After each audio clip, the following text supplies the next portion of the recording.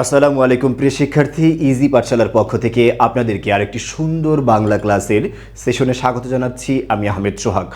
আমরা আজকে আলোচনা করতে যাব বাংলা ব্যাকরণের ধ্বনি পরিবর্তন সংক্রান্ত যে টপিকটা আছে তার বিস্তারিত। আজকে প্রথম পর্বে আমরা জানার চেষ্টা করব ধ্বনি পরিবর্তনের পরিচয় এবং স্বরধ্বনির পরিবর্তনের একটি প্রক্রিয়া সম্বন্ধে আমরা আলোচনা করব। আশা করি আমাদের ক্লাসগুলো যারা নিয়মিত করেন তারা আমাদের ক্লাসগুলো দেখে উপকৃত হন। যদি আপনার কাছে মনে হয়ে থাকে যে আমাদের ক্লাসগুলো উপকারী এবং আপনার কাজে আসছে, তাহলে অবশ্যই এই ক্লাসটি সম্বন্ধে আপনি আপনার শুভাকাঙ্ক্ষীদেরকে ইনফর্ম করতে বা জানাতে ভুলবেন না। ধন্যবাদ। আমরা ক্লাস শুরু করছি। ধ্বনি পরিবর্তন বলতে আসলে আমরা কি বুঝি এটা নিয়ে আমরা একটু আগে আলোচনা করব, তারপরে ধ্বনি পরিবর্তনের প্রক্রিয়াগুলো নিয়ে আলোচনা করব। একটু খেয়াল করুন, ধ্বনি পরিবর্তন মানে ধ্বনি শব্দের অর্থ হচ্ছে উচ্চারণ বা আওয়াজ। উচ্চারণ বা আওয়াজ, আমরা মুখে যে উচ্চারণটা করি সেটাকে আমরা কি বলি? ধ্বনি বলি। আচ্ছা, তাহলে আর এর মানে আমরা বলতে পারি উচ্চারণের পরিবর্তনই হচ্ছে ধ্বনির পরিবর্তন। এই বিষয়টা আপনাকে মাথায় রাখতে হবে।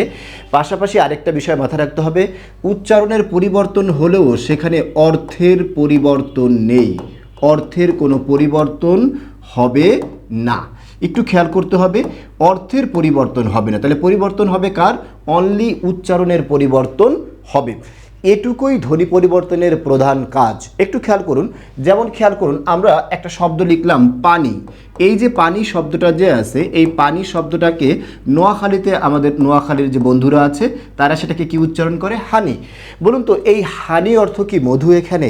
না। অর্থাৎ ঢাকাতে আমরা বা অন্যান্য অঞ্চলে আমরা পানি বলতে যেই দ্রব্যটাকে বুঝি, নোয়াখালীতে কিন্তু হানি বলতে সেই একই দ্রব্যটাকে বোঝে, তাই না? তার মানে হচ্ছে এখানে পানি এবং হানি এর মধ্যে অর্থগত কোনো পরিবর্তন নেই। পরিবর্তনটা আসলে কোথায়? পরিবর্তনটা হচ্ছে কেবল উচ্চারণে। উচ্চারণের ক্ষেত্রে এখানে প ছিল, সেই পকে পরিবর্তন করে কি বানিয়ে ফেলা হয়েছে? হ। এই যে উচ্চারণের পরিবর্তন হলো, কেবল অর্থের পরিবর্তন হলো না, এটাকেই আমরা কি বলি? ধ্বনি পরিবর্তন বলি। আরও একটু খেয়াল করতে পারেন আপনি, যেমন একটু খেয়াল করুন, আমরা একটা শব্দ বলি ছেলে। এই ছেলে শব্দটাকে আপনার বগুড়া রংপুর অঞ্চলে এটাকে বলে সোইল। কি বলে? সোইল। আবার এই শব্দটাকে বলা হয় সল, এরকম বলা হয়। সাওয়াল এরকম বলা হয়। আবার এরকম বলা হয় সল। একটু খেয়াল করুন, এই যে সল, ছেলে, তারপরে কি, এই সবগুলো শব্দ দ্বারা জিনিস তো একটাই বোঝায়। এখানে অর্থের কোনো পরিবর্তন হয়েছে না। তাহলে পরিবর্তনটা কার হয়েছে? কেবল উচ্চারণের পরিবর্তন হয়েছে। আর উচ্চারণের এই পরিবর্তনকেই আমরা প্রকৃতপক্ষে ধ্বনির পরিবর্তন বলে থাকি। আশা করি এই বিষয়টা সবাই ক্লিয়ার হতে পেরেছেন। এখন কথা হচ্ছে, ধ্বনির পরিবর্তনটা যে আছে এটা হয় কেন, অথবা কয়টা কারণে ধ্বনির পরিবর্তন হতে পারে? ধ্বনি পরিবর্তনের অনেকগুলো কারণ হতে পারে, কিন্তু আমরা সাধারণত তিনটা কারণকে প্রধান কারণ হিসেবে দেখিয়ে থাকি। একটা হচ্ছে আঞ্চলিকতা, অর্থাৎ আপনি যে অঞ্চলে বসবাস করেন সেই অঞ্চলে নির্দিষ্টভাবে কিছু শব্দ যে আছে এই শব্দের উচ্চারণ পরিবর্তন করে থাকে। যেমন দেখুন, আমরা ঢাকায় একটা শব্দ বলি না, খবর। খবর, নিউজ। এই খবরটাকে আমাদের সিলেট অঞ্চলের ভাই বোনেরা কি বলে? কবর। একটু খেয়াল করুন, এই খবর আর কবর এখানে কিন্তু শুধু উচ্চারণের পরিবর্তন হচ্ছে। এই কবর দ্বারা কিন্তু আপনি মাটিতে পুঁতে ফেলে অথবা শেষকৃত্য করে যে আছে সেই কবরকে আপনি বলতে পারবেন না। এটা ঢাকার যে নিউজ, এই নিউজই এই কবর দ্বারা উদ্দেশ্য। উচ্চারণটার মধ্যে একটু পার্থক্য আছে, কবর এরকম বলে আর কি তারা। যাই হোক, তাহলে আঞ্চলিকতার কারণে একটা হচ্ছে উচ্চারণের পরিবর্তন হতে পারে। এরপরে আরেকটা হচ্ছে খুবই গুরুত্বপূর্ণ একটি বিষয়, আরেকটা হচ্ছে আপনার দ্রুত কথা বলা। অর্থাৎ আমরা দ্রুত কথা বলতে গিয়ে অনেক সময় ধ্বনির পরিবর্তন করে ফেলি। সবাই কথা কি বুঝতে পেরেছেন? যেমন দেখুন, আমরা ঢাকাতে একটা জায়গা আছে, নাম হচ্ছে ফার্মগেট। এই ফার্মগেট জায়গাটা যে আছে এইটাকে আবার দেখবেন দ্রুত কথা বলতে গিয়ে বাসের হেল্পার যারা আছে তারা কি উচ্চারণ করে? তারা উচ্চারণ করে এই ফার্মগেট, ফার্মগেট, ফার্মগেট, ফার্মগেট, এরকম ফার্মগেট উচ্চারণ করে। অর্থাৎ এই ফার্মগেট বলতে যা বোঝায়, এই ফার্মগেট বলতে কিন্তু তাই বোঝায়। এখানে অর্থের কোনো পরিবর্তন হয়নি। পরিবর্তনটা কোথায় হয়েছে? পরিবর্তনটা হচ্ছে উচ্চারণের। কোথায় বলুন তো? উচ্চারণের। তার মানে আমরা বলতে পারি উচ্চারণের পরিবর্তনকেই ধ্বনি পরিবর্তন বলে। বারবার একই জিনিস প্রমাণিত হচ্ছে এবং এই পরিবর্তনটা কেন হচ্ছে? দ্রুত কথা বলার জন্য। এরপর আরেকটা বিষয় হচ্ছে কোনো কথায় জোর দেওয়ার জন্য, জোর দিতে, ঠিক আছে? যেমন একটু খেয়াল করুন, বললাম আপনার বিয়ে মনে করেন রেডি, তখন আমরা শব্দটা কি বলি? বিয়ের কথা, চূড়ান্ত কথা, পাকা। এই পাকাটাকে দেখবেন আপনার বাবা বা চাচা অনেকে এরকম উচ্চারণ করেন, ভাই বিয়ের কথা একদম পাক্কা, বিয়ের কথা পাক্কা। আবার বলে কি, তুই এবারে পাক্কা কথা দে, কবে টাকা ফিরায় দিবি, ঠিক আছে? টাক্কা, টাকাকে আবার কি বলে?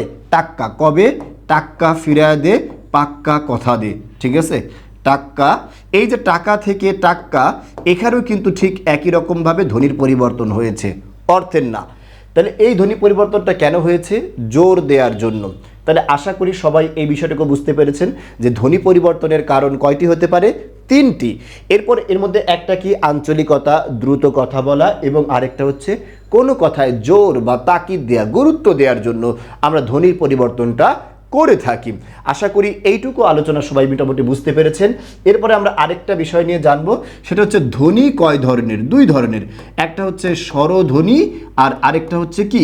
ব্যঞ্জন ধ্বনি, ঠিক আছে? এই দুটো ধ্বনি আছে। আমরা প্রথমে স্বরধ্বনির পরিবর্তনগুলো শিখব, এরপরে ব্যঞ্জন ধ্বনির পরিবর্তন নিয়ে আলোচনা করব। একটু খেয়াল করুন, স্বরধ্বনির মধ্যে একটা গুরুত্বপূর্ণ পার্ট হচ্ছে স্বরাগম। এইটা হচ্ছে একটা গুরুত্বপূর্ণ পাঠ অথবা প্রথম আলোচনার বিষয় আমরা বলতে পারি। একটু খেয়াল করুন, এই শব্দটাকে বিশ্লেষণ করলে আমরা 2টা অংশ পাই। একটা হচ্ছে স্বর আর আরেকটা কি পাই বলুন তো? আগম। এই আগম শব্দের অর্থ হচ্ছে আগমন। তাহলে কার আগমন বলুন তো? স্বরের আগমন। আর স্বরের আগমনকে আমরা কি বলি? স্বরাগম বলি। আমি এরকমভাবে সংক্ষেপে লিখতে পারি, স্বরের বা স্বরধ্বনির আগমন। তাহলে আপনাকে করতে হবে কি? এই শব্দটার বিশ্লেষণটা জানতে হবে, আর সংজ্ঞা মুখস্থ করতে হবে না। এবার আমি আপনাকে প্রশ্ন করলাম, বলুন তো কোনো শব্দের মধ্যে স্বরের আগমন হয় কোথায়? যেখানে স্বর আছে সেখানে, নাকি যেখানে স্বর নেই সেখানে স্বরের আগমন হবে? অবশ্যই যেখানে স্বর নেই সেখানে স্বরের আগমন হবে, তাই না? এবার একটু খেয়াল করুন, যেখানে স্বর নেই সেখানে যদি স্বর আসে, স্বরের আগমন হয়, তাহলে সেটাকে আমরা কি বলি? স্বরাগম বলি। খেয়াল করুন, আমরা একটা শব্দ দিয়ে এখানে ব্যবহার করার চেষ্টা করি। আমরা একটা শব্দ ব্যবহার করি স্পর্ধা। কি বলুন তো ভাই? স্পর্ধা। এই যে স্পর্ধা শব্দটা যে আছে, এই স্পর্ধা শব্দটাকে আমাদের বরিশাল অঞ্চলের অনেক ভাই বোনেরা সেটাকে আবার কি বলে বলুন তো? আস্পর্ধা। কি বলে বলুন তো? আস্পর্ধা। এখন দেখুন তো, এই যে স্পর্ধা শব্দটা যে আছে এর মধ্যে নাই, কিন্তু আস্পর্ধার মধ্যে একটা অতিরিক্ত অংশ আগমন হয়েছে, সেটা কি বলুন তো? আ। এখন যদি আমি আপনাকে প্রশ্ন করি, বলুন তো এই যে আ যে আছে, আটা কি স্পর্ধার মধ্যে ছিল? না, আটা স্পর্ধার মধ্যে ছিল না। এখানে আয়ের কি হয়েছে? আগমন হয়েছে। এবার আপনি আমাকে উত্তর করুন, প্রশ্ন করছি আমি, বলুন তো এই আ একটা কি ধ্বনি? স্বরধ্বনি না ব্যঞ্জন ধ্বনি?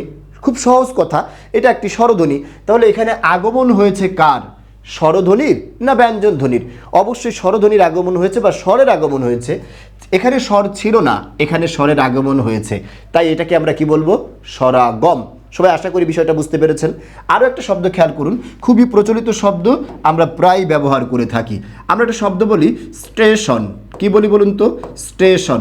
এই যে স্টেশন শব্দটা যে আছে, এইটাকে আবার অনেকেই আমরা এরকম বলি স্টেশন।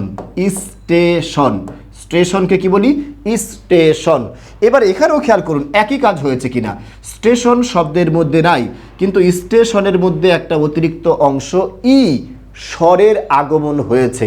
তাহলে এটাকে আমরা কি বলবো বলুন তো? স্বরাগম। স্বর ছিল না, আসছে। স্বর ছিল না, আসছে, এর নামই কি? স্বরাগম। আশা করি এইটুকু বুঝতে পেরেছেন সবাই। এরপর আরেকটু খেয়াল করুন, আমি আরেকটা শব্দ বললাম এরকম, দেখুন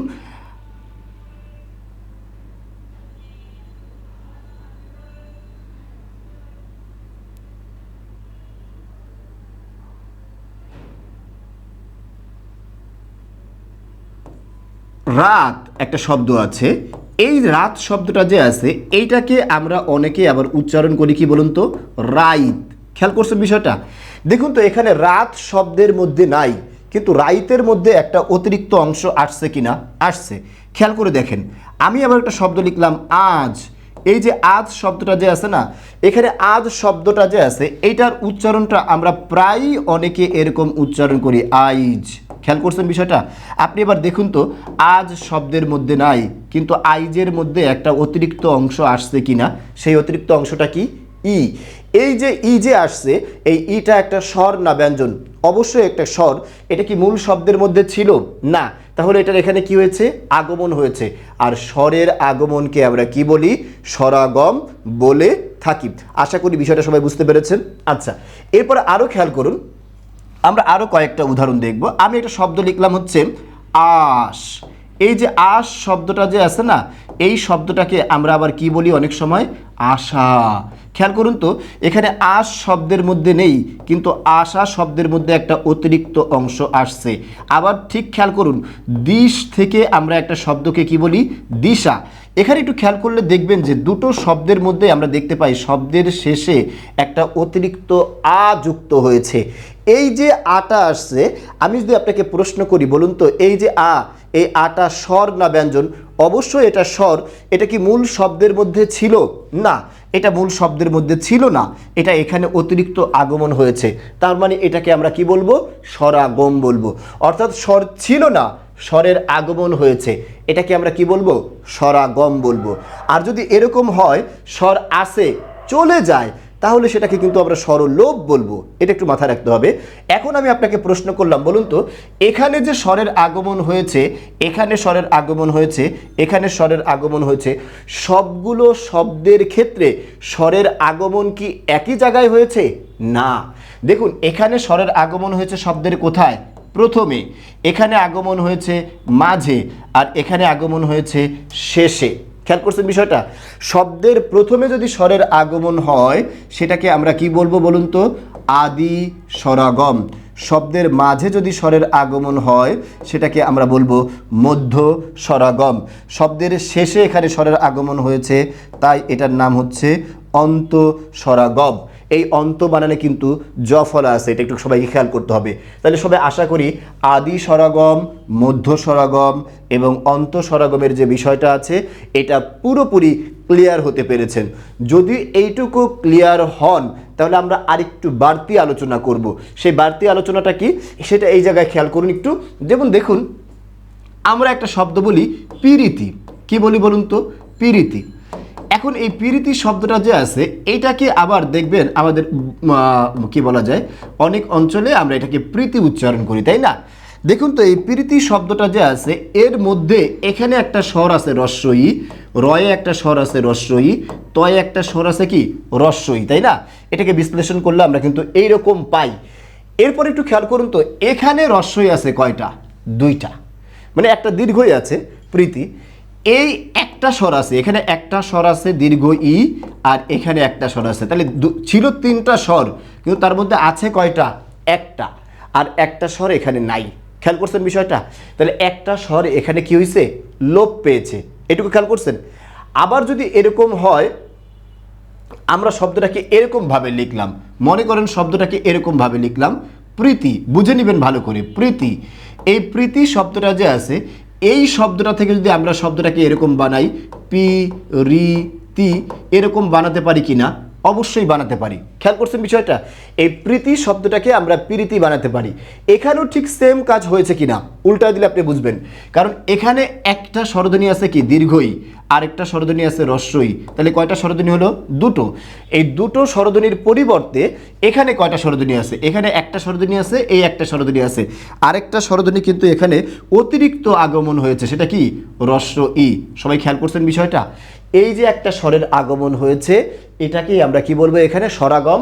আর এই ক্ষেত্রে দেখতে পারি একটা স্বরের লোপ হয়েছে, তাই এটাকে আমরা কি বলবো? স্বরলোপ। আশা করি বিষয়টা বুঝতে পেরেছেন। এভাবে অনেকগুলো শব্দ যে আছে, এই শব্দের যুক্ত শব্দগুলো যে আছে, এইগুলো থেকে আমরা নতুন স্বরাগম দেখাতে পারি।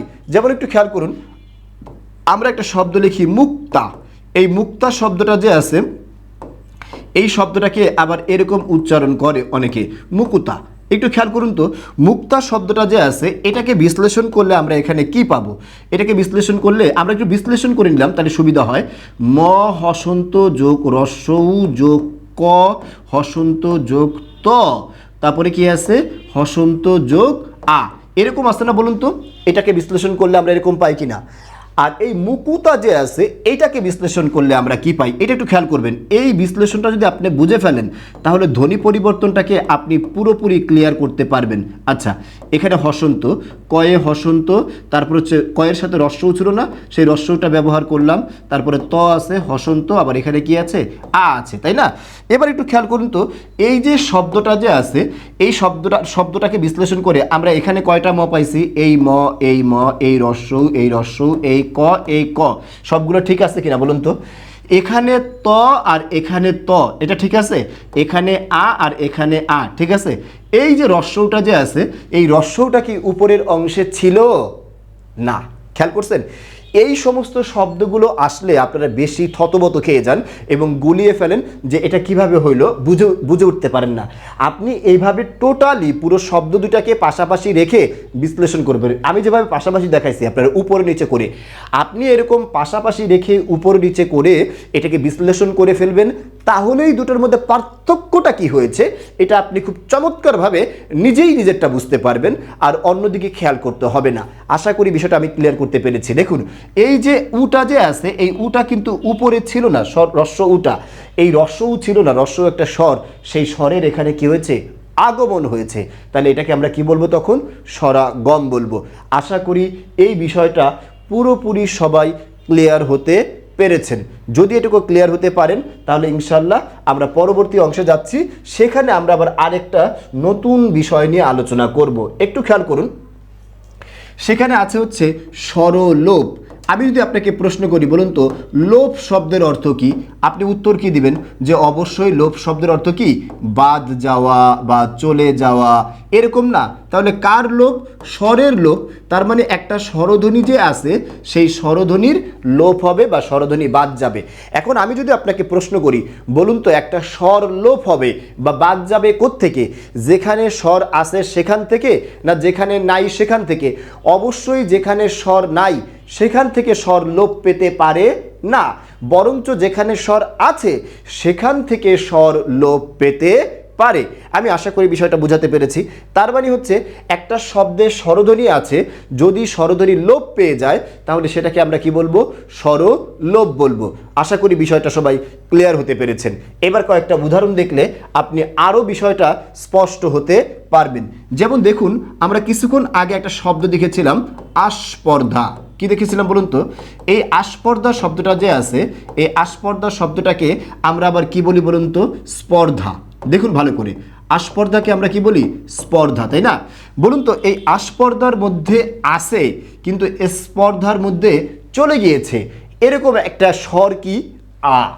এই যে আটা যে আছে এই আ কি এই স্পর্ধার মধ্যে আছে নাকি বাদ গেছে? অবশ্যই বাদ গেছে বা চলে গেছে। তার মানে এখানে স্বরের কি হয়েছে? লোপ হয়েছে। আবার একটা শব্দ খেয়াল করুন, আমি একটা শব্দ লিখলাম হচ্ছে জানালা। কি লিখলাম বলুন তো? জানালা। এই জানালা শব্দটাকে আমরা প্রায়ই এরকম উচ্চারণ করি জানলা। কি উচ্চারণ করি বলুন তো? জানলা। খেয়াল করুন তো, এই জানালা শব্দটা যে আছে এর মাঝে একটা স্বর আছে, কিন্তু কি আছে বলুন তো মাঝে? এই না, নার মধ্যে একটা স্বরধ্বনি কি আছে? আ। এই যে আ যে আছে এই আটা কি এখানে নয়ের সাথে আছে? নাই, নয়ের সাথে কিন্তু আ নাই। খেয়াল করছেন বিষয়টা? তার মানে এখানে আয়ের কি হয়েছে? লোপ হয়েছে। এখন বলুন তো এই যে আয়ের লোপটা হলো এটা শব্দের প্রথমে, শেষে, না মাঝে? অবশ্যই মাঝে লোপ হয়েছে। আর এখানে লোপটা হয়েছে কোথায়? শব্দের শেষে। আশা করি এইটুকু সবাই বুঝতে পেরেছেন। তাহলে মাঝে লোপ হতে পারে, আবার কি হতে পারে? প্রথমেও লোপ হতে পারে। আবার একটু খেয়াল করুন তো, আমি এখানে একটা শব্দ বললাম এইরকম, আমি বললাম হচ্ছে আজি, একটা শব্দ লিখলাম আজি।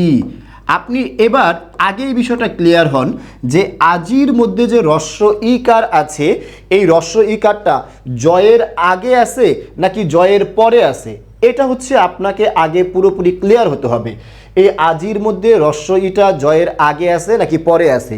অবশ্যই রস্য ইটা জয়ের পরে আছে। আপনি মনে রাখবেন কোনো বর্ণের সাথে কার যুক্ত আছে মানে সেটা ওই বর্ণের পরে যুক্ত আছে, লেখাটা যেখানেই হোক, অর্থাৎ সেটা যেখানেই দেখা যাক বা যেখানেই দৃষ্টিগ্রাহ্য হোক, অবশ্যই ওই কারটা শব্দে ওই বর্ণের পরে আছে বলে ধরে নেওয়া হবে বা পরেই আছে, এটা আপনাকে মাথায় রাখতে হবে। তাহলে এবং উচ্চারণের সময় আপনি খেয়াল করবেন এই রস্বইটা জয়ের পরে বা শেষে উচ্চারিত হয়। যেমন খেয়াল করুন, আমি এরকম উচ্চারণ করলাম আজি, এই যে ইটা উচ্চারণ করলাম, এই ইটা কিন্তু জয়ের শেষে। সবাই আশা করি এটুকু বুঝতে পেরেছেন। যদি এটুকু বোঝেন তাহলে একটু খেয়াল করুন, এই আজি শব্দ থেকে আমরা আবার আরেকটা শব্দ লিখি, কি বলুন তো, আজ।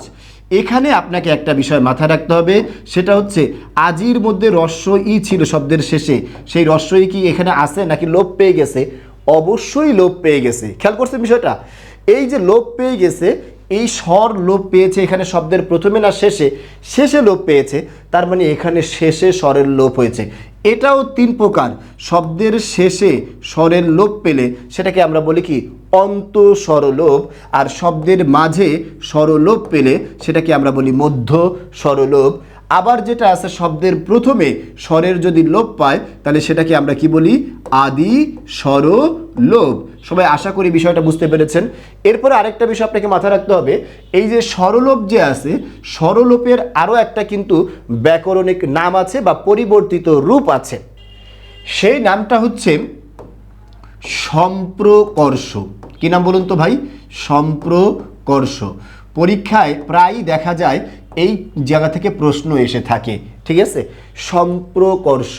আর আরেকটা বিষয় হচ্ছে স্বরাগম। আমরা পড়েছিলাম না কিছুক্ষণ আগে, একটু খেয়াল করুন স্বরাগম পড়েছিলাম কিনা।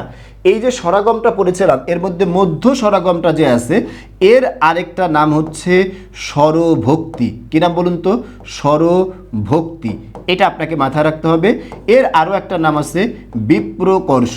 কি বলুন তো ভাই? বিপ্রকর্ষ। এটা কিন্তু বিভিন্ন কম্পিটিটিভ এক্সামে বিভিন্ন সময় প্রশ্নে এসে থাকে যে মধ্য স্বরাগম যে, এর অপর নাম কি? স্বরভক্তি অথবা বিপ্রকর্ষ। আবার আরেকটা এসে থাকে স্বরলোপ যে আছে, এর অপর নাম কি? সম্প্রকর্ষ। আশা করি এই স্বরলোপ এবং স্বরাগমের আলোচনা আমি পুরোপুরি আপনাদেরকে ক্লিয়ার করতে পেরেছি। যারা এতক্ষণ পর্যন্ত মনোযোগ সহকারে আমাদের এই দীর্ঘ ক্লাসটা দেখেছেন, তারা পরবর্তী পার্ট দেখে ধ্বনি পরিবর্তন সংক্রান্ত আপনার যে সমস্যাগুলো আছে সেই সমস্যাটা পুরোপুরি সমাধান করে নেবেন, সেই প্রত্যাশা রেখে আজকের পর্ব এখানেই শেষ করছি। আসসালামু আলাইকুম।